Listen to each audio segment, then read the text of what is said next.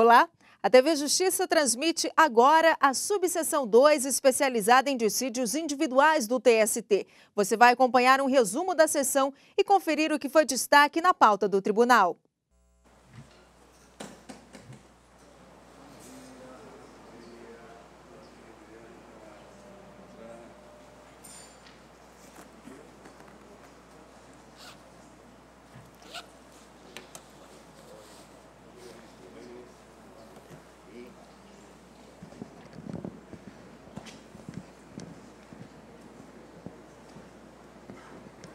Bom dia a todos, podemos nos sentar. Invocando a proteção de Deus para os nossos trabalhos desta manhã, declaro aberta mais essa sessão da SDI 2 do Tribunal Superior do Trabalho. Cumprimento a ilustres ministras, ilustres ministros desta Corte, doutor Ricardo representando aqui o Ministério Público, doutor Adriano e demais servidores da Casa, senhores advogados. Tenho notícia aqui que estão presentes hoje na sala da sessão os estudantes do curso de Direito do Centro Universitário Salesiano de São Paulo, Unisal, acompanhados pelo professor Ricardo Lorenzi Pupim. Então, as minhas saudações aos alunos e dizer rapidamente que a SDI 2 é a sessão do tribunal que julga basicamente as ações rescisórias e mandados de segurança, enquanto a nossa SDI 1 se concentra nos embargos e faz a uniformização interna corporis do TST. Temos também a SDC, que cuida dos dissídios coletivos. Vão notar que aqui as sessões são mais rápidas e mais técnicas, porque aqui é matéria fundamentalmente processual. E como nós temos recebido com antecedência os votos dos ministros e temos aqui à disposição na tela a ementa e o voto e o próprio processo eletrônico, aqui podemos realmente só discutir aquilo que há alguma divergência entre os colegas ou matéria que for sustentada pelos senhores advogados. Eu franqueio a palavra aos ilustres pares, se dela quiserem fazer uso. Vamos, então, às preferências. Relator excelentíssimo, senhor ministro Emanuel Pereira, processo RO 868, dígito 37, de 2011, em que são partes Luiz Roberto de Almeida e Banco Santander, S.A. Com a palavra, ilustre relator. Senhor presidente, senhores ministros e ministras, aqui cuida-se de recurso ordinário interposto pelo autor, a decisão que julgou improcedente o pedido de corte rescisório. No mérito, senhor presidente, o tema é documento novo. O recorrente insiste na procedência do pedido de corte rescisório pelo critério de documento novo, consistente em, aspas, carta de concessão de benefício, fecho aspas, da aposentadoria por invalidez, o qual, no seu entender, justifica a procedência do pedido formulado na reclamação trabalhista matriz. O documento novo, ao ensejar o cabimento do corte rescisório, é aquele cronologicamente velho, já existente quando proferida a decisão rescindenda, mas ignorado pela parte o de impossível utilização nos autos originários, capaz por si só de assegurar pronunciamento favorável à parte autora. É o artigo 485, inciso 7º do CPC e a súmula 402 do nosso tribunal.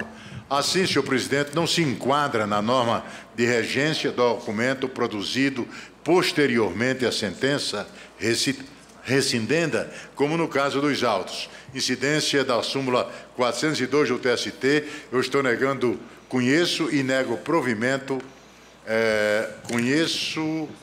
Nega provimento ao recurso ordinário no mérito do provimento, presidente. Não, está aqui constando que está negando provimento. Ah, perfeito. Desculpe. Doutor Carlos. Pelo recorrido, senhor presidente, procuração nos autos, apenas o registro da presença. Então, feito o registro, pergunto se há divergência. Não havendo, se decide nos termos do voto do relator. Vamos ao próximo. Relator excelentíssimo senhor ministro Emanuel Pereira, processo RO 679.500, dígito 39, de 2008, em que são partes Ricardo Afonso das Neves Leitão e Companhia Estadual de Águas e Esgotos, SEDAI. Com a palavra, ilustre relator. Senhor presidente, Trata-se de recurso ordinário interposto em face do acórdão do TRT da Primeira Região, em que julgada procedente a pretensão desconstitutiva para rescindir acórdão da 9ª turma daquela Corte Regional e, em juízo rescisório, afastar a prejudicial da decadência e julgar improcedente o pedido formulado na reclamação trabalhista.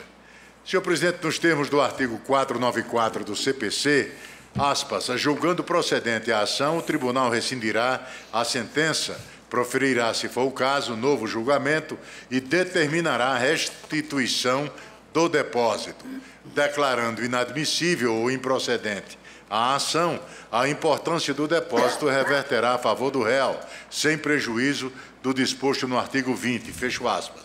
O referido dispositivo legal consagra as 3 etapas de julgamento da ação rescisória. A primeira, em que verificada a admissibilidade da ação. A segunda, consistente no juízo rescindente, em que se decide pela desconstituição ou não da decisão rescindenda. E a terceira, concentrada no juízo rescisório, em que se rejulga a matéria decidida na decisão rescindenda. No presente caso, senhor presidente, a procedência do juízo rescindente implicou no afastamento da prejudicial de prescrição acolhida na ação matriz, restando examinar, em juízo rescisório, o direito das diferenças salariais postuladas na reclamação trabalhista. Considerando que a procedência no julgamento do juízo rescisório não estava atrelada a juízo rescindente, não há qualquer razão lógica para o impedimento dos desembargadores que ficaram vencidos no juízo rescindente, no julgamento do juízo rescisório. Cabe destacar que a não participação dos magistrados vencidos no juízo rescindente impediu um resultado diverso, não havendo que se cogitar de ausência de prejuízo à parte. Ainda que assim não fosse, a dinâmica do julgamento colegiado demonstra que o voto de um magistrado pode influir no voto dos demais colegas, sendo comum, inclusive, a alteração do voto anteriormente proferido. Eu cito, senhor presidente, no corpo do voto, doutrina de Barbosa Moreira e de Alexandre Moraes, ressaltando a contrariedade ao princípio do juiz natural, consolidado nos incisos 37 e 52 do artigo 5º da Constituição da República. Assim, senhor presidente, eu concluo pela nulidade do julgamento ocorrido em juízo rescisório na Corte Regional e concluo dizendo, conhecendo do recurso ordinário e do mérito, dando-lhe provimento para determinar o retorno dos autos ao Tribunal Regional de Origem, para que profira novo julgamento da presente ação, mormente em juízo rescisório, com a participação dos desembargadores que ficaram vencidos no juízo rescindente ou dos magistrados que sucederam nas respectivas cadeiras. É o voto, presidente. Doutora Emanuela. Pelo recorrente, senhor presidente, requer a juntada do subestabelecimento e, não havendo divergência, apenas o registro da presença. Perfeito. Então, feito o registro e deferida a juntada do subestabelecimento, pergunto se há divergência. Não havendo, se decide nos termos do voto do relator. Vamos ao próximo. Relator excelentíssimo, senhor ministro Emanuel Pereira, processo RO 691.300, dígito 64, de 2008, em que são partes João Bruno e Companhia Estadual de Águas e Esgotos, SEDAI. Com a palavra, o ilustre relator, ministro Emanuel. Polarizando aqui a nossa sessão. Que graça, né, presidente? Cuida-se de recurso ordinário interposto pelo autor contra a decisão que julgou improcedente o pedido de corte rescisório. O acórdão recorrido pautou-se em triplo fundamento, independentes e autônomos, ao julgar improcedente a pretensão rescisória com base no inciso 5º do artigo 485 do CPC. O recorrente não impugna o terceiro fundamento relativo à incidência do óbice da súmula 83 do TST, capaz, por si só, de manter o resultado da demanda. Ressai, pois, o não conhecimento do recurso ordinário quanto ao tema, cujas razões não impugnam todos os fundamentos da decisão recorrida. Aqui a incidência da súmula 422 e daí porque não estou conhecendo do recurso quanto a tal tema. Existe uma preliminar de nulidade por negativa de prestação jurisdicional, suscitada pelo recorrente. Todavia, tratando-se de recurso ordinário, a ampla devolutividade da matéria impugnada afasta a possibilidade de qualquer prejuízo para o litigante. Daí porque estou rejeitando a preliminar.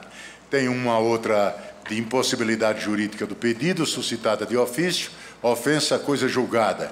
Nesta rescisória, senhor presidente, não há se falar em ofensa à coisa julgada, porque o enquadramento do inciso 4º do artigo 485 do CPC pressupõe a ocorrência da tríplice identidade entre as ações, o que não ocorre no caso vertente, pois a decisão rescindenda consiste em sentença homologatória do acordo firmado quando já em segundo grau de jurisdição, porém, ainda na pendência de julgamento de embargos declaratório.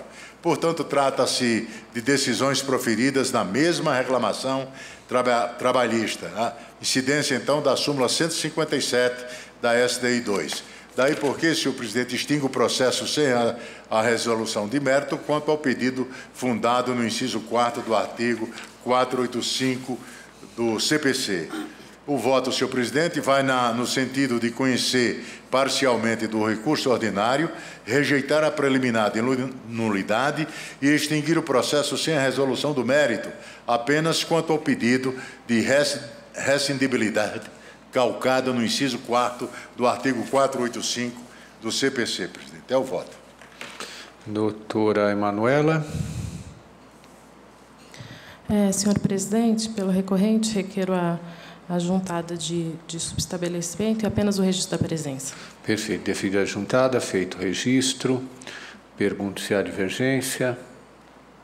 Não havendo, se decide nos termos do voto do relator. Vamos para o próximo. Relator, excelentíssimo senhor ministro Emanuel Pereira, em que é revisor, excelentíssimo senhor ministro Alberto Bresciani. Processo ação rescisória 3.221, dígito 20 de 2010, em que são partes Banco Santander Brasil S.A. e Vaidete da Cunha Bezerra. Com a palavra, ilustre relator. Senhor presidente, senhores ministros e ministras, aqui cuida-se de ação rescisória pretendendo desconstituir acórdão da segunda turma do TST.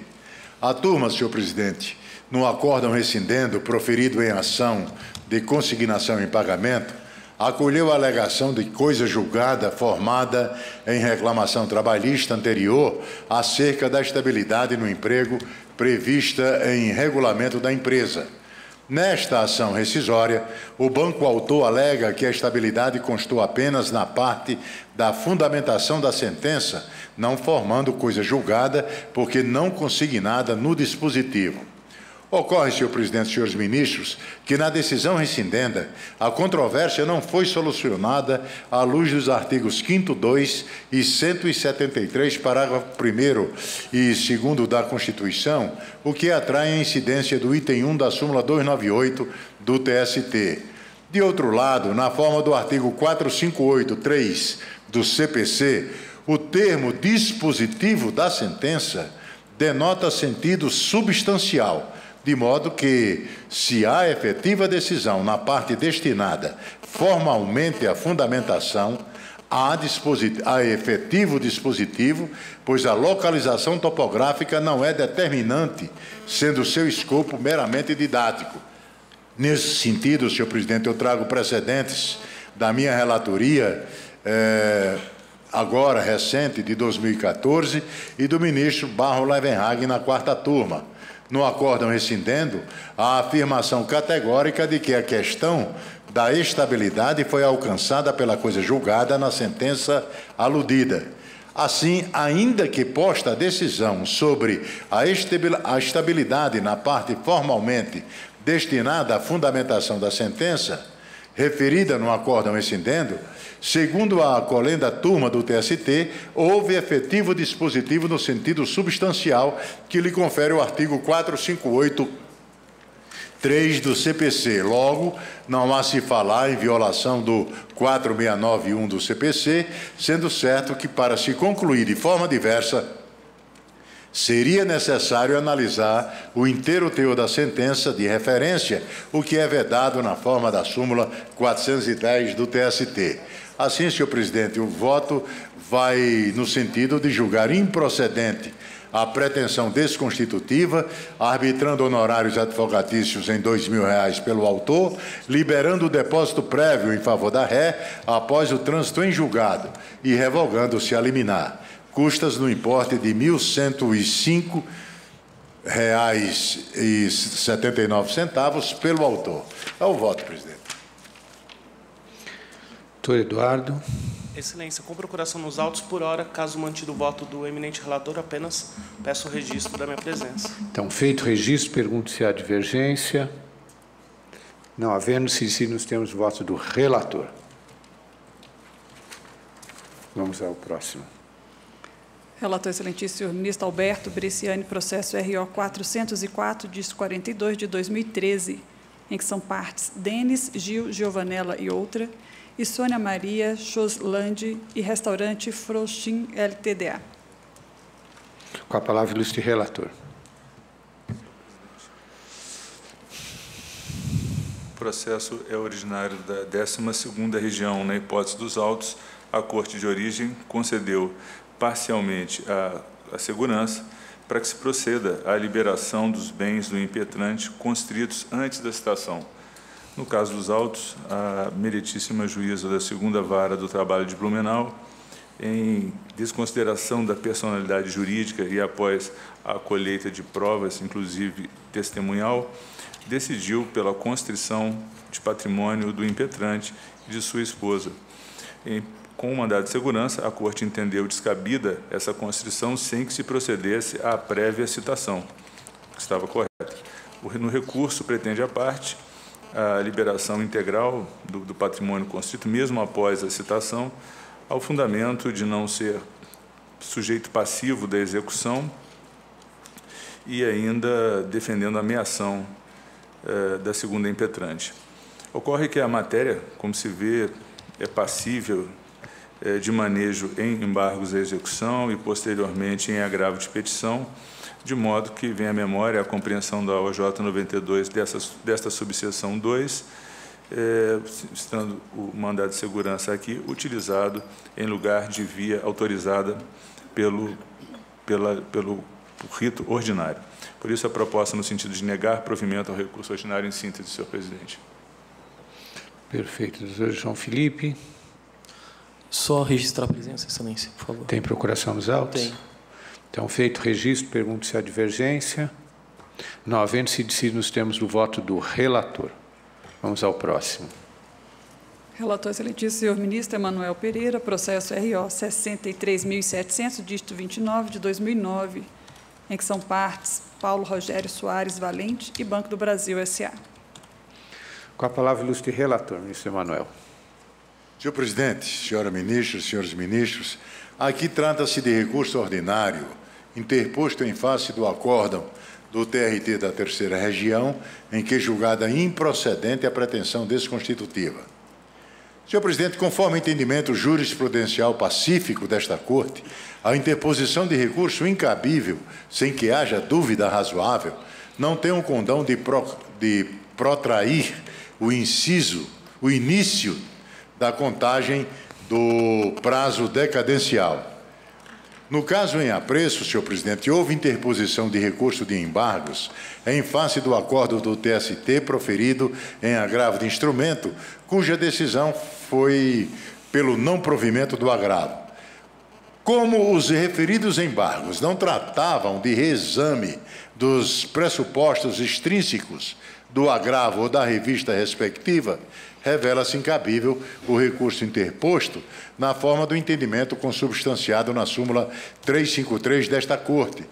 Assim, a juizada apresente ação rescisória, além de 2 anos do efetivo trânsito em julgado da decisão rescindenda, forçoso concluir pela extinção do processo com resolução de mérito, na forma do inciso 4º do artigo 269 do CPC. Aqui, a incidência do item 3 da súmula 100 do Tribunal Superior do Trabalho. o voto vai no sentido de conhecer do recurso ordinário e extinguir o processo com resolução de mérito, nos termos do inciso 4º do artigo 269 do CPC. É o voto, presidente. Doutor Jairo. Pelo banco recorrido, se mantido o voto, somente o registro da presença e a juntada do instrumento de mandato. Então, deferida a juntada, feito o registro, pergunto se há divergência. Não havendo-se, se nos temos do voto relator. Eu só esclareço aos alunos que, exatamente por ser a ação rescisória uma ação muito técnica, é difícil de, como dizia o ministro Levenhag, que hoje não pôde presidir aqui a sessão, às vezes é mais fácil passar um camelo pelo buraco da agulha do que se julgar procedente uma ação rescisória. Mas aqui a gente vê de vez em quando esse milagre acontecer. Então, vamos para o próximo. Relator excelentíssimo, senhor ministro Emanuel Pereira, processo RO 28.500, dígito 04, de 2009. São partes Jadson Sardinha Brandão e Banco do Brasil S.A.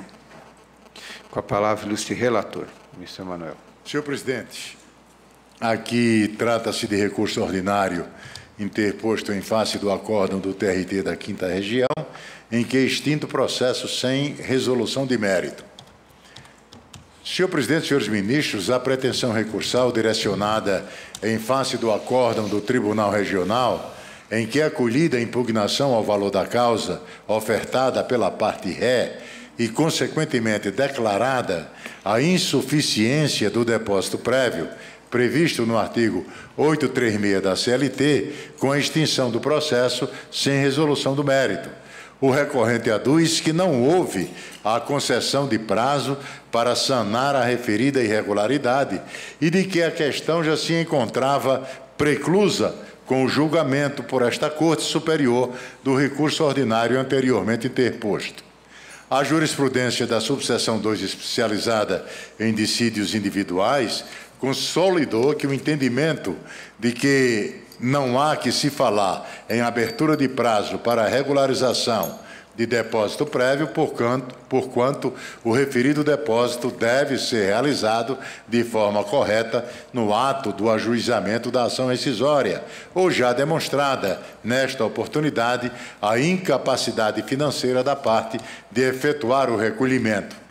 Não se cogita de afronta aos artigos 5º, inciso 36 da Constituição Republicana e 836 da CLT, no acórdão recorrido, pois a SDI 2, ao examinar do apelo ordinário anteriormente interposto pelo autor, não concluiu pela impossibilidade de se rediscutir a matéria, caso houvesse a devida provocação da parte contrária, mas apenas decidiu que o Tribunal Regional não poderia alterar o valor da causa e, consequentemente, concluir pela incorreção do depósito previsto no artigo 836 consolidado, sem a apresentação de impugnação ao valor da causa pela parte ré, a teor da orientação jurisprudencial 155 desta subseção. Considerando que, após o retorno dos autos à Corte de origem, a parte ré foi citada apresentando defesa e impugnação ao valor da causa, devidamente autuada em apartado, não se cogita de qualquer ilegalidade no acolhimento da referida impugnação e a conclusão de incorreção do depósito prévio. Daí porque, senhor presidente, eu estou conhecendo o recurso ordinário e, no mérito, estou negando-lhe provimento. Doutora Mariana. Bom dia, presidente. Bom dia, senhores ministros. Só deixando claro que... Tem procuração nos autos? Tenho, sim. Tá, então, com a palavra pelo tempo regimental.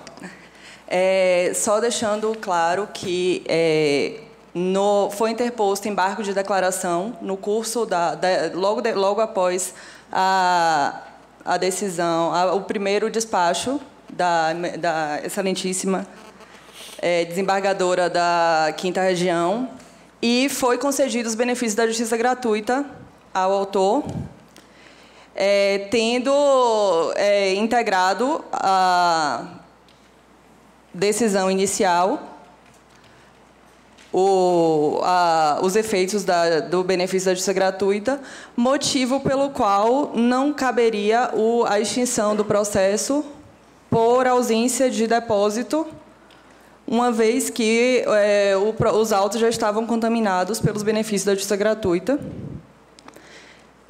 E também...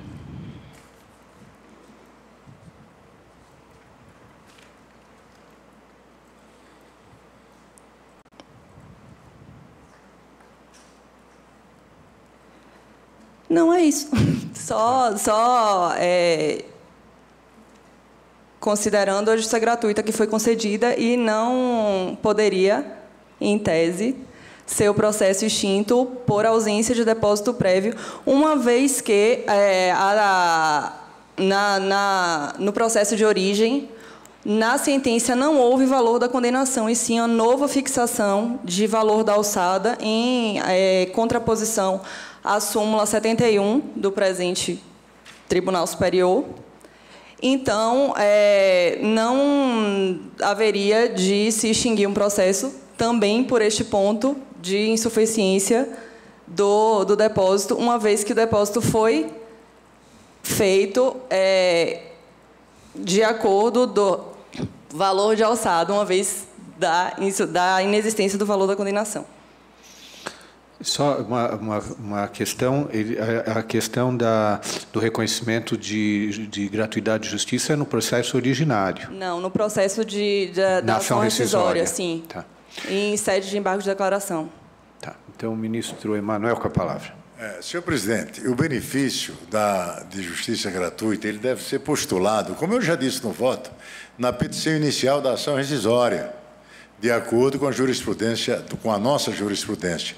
Portanto, a concessão do benefício apenas em ED não afasta a conclusão de irregularidade do depósito prévio. Por isso que pedindo, Vênia. Não, perdão, mas no momento da concessão ainda não havia se angularizado o processo da ação rescisória, uma vez que o primeiro indeferimento da inicial foi feito sem a citação do réu de ofício, o que gerou o primeiro recurso ordinário a essa corte, e só depois do primeiro recurso ordinário que foi angularizada, entrando o réu no processo. Muito bem. Eu pediria, então, à advogada, senhor presidente, que concluísse a sustentação para que eu possa dar minhas razões de voto. Porque se eu estou dando as minhas razões de voto e ela fica interferindo, eu não posso concluir. Foi a emoção da advogada. Perdão. A levou Perdão. Muito bem. Já havia concluído. Muito bem. Então, senhor presidente, como eu já disse, nas razões do meu voto, o benefício deve ser postulado na petição inicial da ação rescisória, de acordo com a nossa jurisprudência. A concessão de benefício apenas em ED não afasta a conclusão de irregularidade do depósito prévio. Não houve o pedido de justiça gratuita na petição inicial, mas apenas em declaratórios opostos contra a decisão da desembargadora em que extinto o processo sem resolução do mérito. Daí, mais uma vez, pedindo vênia à advogada, senhor presidente, eu estou mantendo o voto. Perfeito. Pergunto se há divergência. Não havendo, a jurisprudência realmente já está pacificada. Se houve essa omissão, se não se levantou a questão da justiça gratuita nesse momento, a preclusão da possibilidade de pedir a posteriori ou vir a discutir a questão posteriormente. Então, assim se decide a unanimidade. Muito obrigada pela oportunidade. Nada. Vamos ao próximo. Relator excelentíssimo, senhor ministro Douglas Alencar Rodrigues, processo RO 145, dígito 68, de 2013, em que são partes José Maria dos Santos e Elivan dos Santos Silva e outros. Com a palavra, o ilustre relator. Senhor presidente, senhora ministra, senhores ministros, de maneira muito breve, a matéria aqui debatida diz respeito à incidência do item 3 da súmula 414 desta Corte, tendo em vista que o mandado de segurança se volta contra uma decisão interlocutória que fixou critérios objetivos que deveriam ser observados na realização de pleito eleitoral para eleição da nova diretoria do sindicato, sobreveio sentença nos autos desta ação, o que faz, segundo a jurisprudência dessa Corte, perecer o interesse jurídico no trânsito da ação mandamental. Segundo se compreende, havendo sentença proferida, o recurso ordinário é a via recursal adequada à impugnação dessa decisão e a medida cautelar acessória, incidental, também cabível para imprimir efeito suspensivo ao recurso ordinário. Por esses motivos, estou votando pelo desprovimento do recurso, mantendo a denegação da segurança. Perfeito. Doutor Ricardo. Bom dia, Excelência. Apenas registrando a presença pelo recorrido com procuração nos autos. Perfeito. Feito o registro. Pergunto se há divergência. Não havendo-se decidido, nos termos do voto do relator. Obrigado. Bom dia. Então, como podem ver, o processo eletrônico e a disponibilização das matérias já previamente aos colegas torna o nosso julgamento bastante dinâmico, principalmente aqui na SDI 2. Então, agradecendo a proteção de Deus e a participação de todos, declaro encerrada essa sessão. Muito obrigado.